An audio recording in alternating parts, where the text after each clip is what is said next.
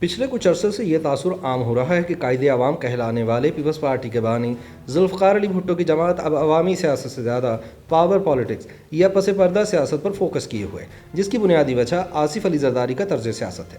لیکن عوامی سیاست کی بجائے پس پردہ سیاست کی پالیسی عوام میں پیپلز پارٹی کی مقبولیت کو متاثر کر رہی ہے۔ دوسری جانب زرداری کے قریبی حلقوں کا کہنا ہے کہ سیاست شطرنج کی بساط اور تاش کے پتوں کی طرح ہے، جس میں آگے بڑھنے کے لیے ہر طرح کی چالیں چلنا پڑتی ہیں اور آخری وقت تک اپنے پتے سینے سے لگا کر رکھنا پڑتے ہیں تاکہ چال کامیاب ہو جائے۔ ان کا کہنا ہے کہ پی ڈی ایم کے پلیٹ فارم سے پچھلے چند ماہ میں جو بھی کامیابیاں حاصل کی گئیں وہ آصف زرداری کی سیاسی چالوں کے باعث ہی ممکن ہیں، لہٰذا ان پر صرف پاور پالیٹکس کرنے کا الزام لگانا ان کی سیاسی بصیرت کی نفی کرنے کے مترادف ہے۔ پیپلز پارٹی کے حلقوں کا کہنا ہے کہ پاور پالیٹکس بھی صرف وہی سیاستدان کر سکتا ہے جس کے ساتھ عوامی طاقت بھی موجود ہو، تاہم پیپلز پارٹی میں ایسے ناقدین بھی موجود ہیں جو یہ سمجھتے ہیں کہ اسٹیبلشمنٹ کے ساتھ مل کر پاور پالیٹکس کرنے کا تاثر پیپلز پارٹی کی عوامی حمایت میں کمی لانے کا باعث بنے گا۔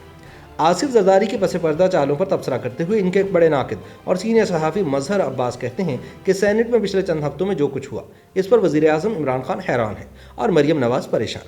اگر کوئی شخص مطمئن نظر آیا تو وہ آصف علی زرداری ہیں، جن کی سیاست کا اپنا انداز ہے، جہاں اصول، نظریہ، بیانیہ یہ سب بے معنی سی باتیں ہیں، اہم بات صرف نتائج ہیں۔ زرداری کامیابی کے لیے ہر سیاسی حربہ استعمال کر سکتے ہیں، مخالف کی وکٹ پر کھیلنا انہیں بہت پسند ہے۔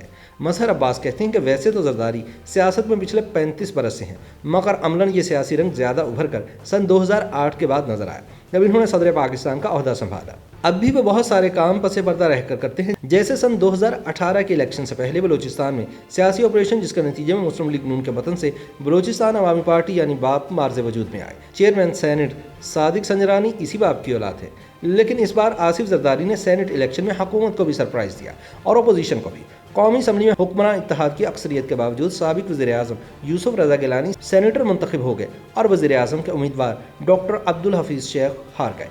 مظہر کہتے ہیں کہ اس شکست پر عمران خان کے غصے کا اندازہ ان کے خطاب سے ہوا جو انہوں نے قومی اسمبلی سے اعتماد کا ووٹ لینے کے بعد کیا۔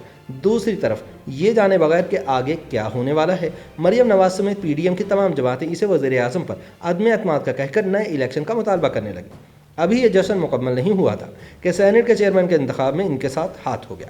اپوزیشن کی جانب سے بڑا شور مچا، کیمرہ اسکینڈل بھی سامنے آیا اور گیلانی کے حق میں پڑنے والے 7 مسترد ووٹ بھی۔ یہاں بھی اپوزیشن یکزباں نظر آئی، مگر پھر کھیل پلٹ گیا۔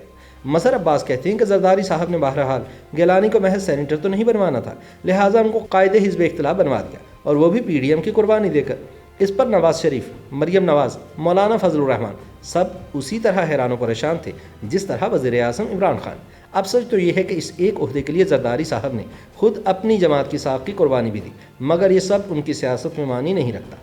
تنقید کرنے والے اینکرز کو آصف زرداری ویسے بھی سیاسی اداکار کا خطاب دے چکے ہیں۔ البتہ دلچسپ بات یہ ہے کہ وہ سارے تجزیہ کار اور اینکر جو گیلانی صاحب کے سینیٹر بننے پر ان کو ہدف تنقید بنا رہے تھے، وہ ان کے اپوزیشن لیڈر بننے پر اسے زرداری صاحب کی سیاسی مہارت قرار دے رہے ہیں۔ وزیر اعظم عمران خان جو گیلانی کے سینیٹر بننے پر شدید غصے میں تھے، وہ مسلم لیگ نون اور پیپلز پارٹی کے درمیان بڑھتے ہوئے اختلافات پر خاصے خوش نظر آتے ہیں۔ مظہر عباس کہتے ہیں کہ زرداری صاحب نے کمال مہارت سے سن 2008 کے الیکشن میں کامیابی کے بعد مسلم لیگ نون کے ساتھ مل کر مخلوط حکومت بنائی، مگر وعدے کے مطابق سابق چیف جسٹس افتخار محمد چودھری سمیت معزول ججز کو بحال نہیں کیا، جس کی وجہ سے نواز شریف سے تعلقات خراب ہو گئے اور انہوں نے سن 2009 میں لانگ مارچ کا اعلان کر دیا۔ اس سے پہلے زرداری صاحب صدر بن گئے، گیلانی وزیر اعظم اور اسپیکر قومی اسمبلی اور چیئرمین سینٹ سب پیپلز پارٹی کے۔ یہ تاثر بھی غلط ہے کہ مسلم لیگ نون اور پیپلز پارٹی کے درمیان فرینڈلی اپوزیشن کا رشتہ تھا۔ لانگ مارچ، پنجاب میں گورنر راج اور پھر میاں صاحب کا کالا کوٹ پہن کر اعلیٰ عدلیہ سے گیلانی صاحب کو نااہل قرار دلوانا، یہ سب گیلانی صاحب کو یاد تھا۔ انہیں یہ بھی یاد رہا کہ کس طرح سن 2015 میں میاں صاحب کے وزیر اعظم ہوتے ہوئے ان کے قریبی دوستوں ڈاکٹر عاصم حسین اور دیگر کو گرفتار کیا گیا۔ انہوں نے غصے میں یہاں تک کہہ دیا کہ میاں صاحب نے پہلو میں چھرا گھونپا ہے۔ اب میاں صاحب وضاحتیں کرتے رہے کہ اس ایکشن میں ان کا کوئی ہاتھ نہیں، مگر کوئی ماننے والا نہیں تھا۔ مظہر عباس کے مطابق زرداری صاحب اینٹ سے اینٹ بجانے کے بیان پر بڑی مشکل میں آ گئے تھے، لہٰذا وہ دن اور آج کا دن بس اینٹ سے اینٹ لگانے میں لگے ہوئے ہیں۔ شاید یہی وجہ ہے کہ وہ میاں صاحب کے اینٹی اسٹیبلشمنٹ بیانیے سے پیچھے ہٹ گئے اور یہ اعلان کر دیا کہ اگر آپ نے حکومت مخالف تحریک چلانی ہے تو ملک واپس آئیں۔ ویسے ان کی بات ایسی غلط بھی نہیں۔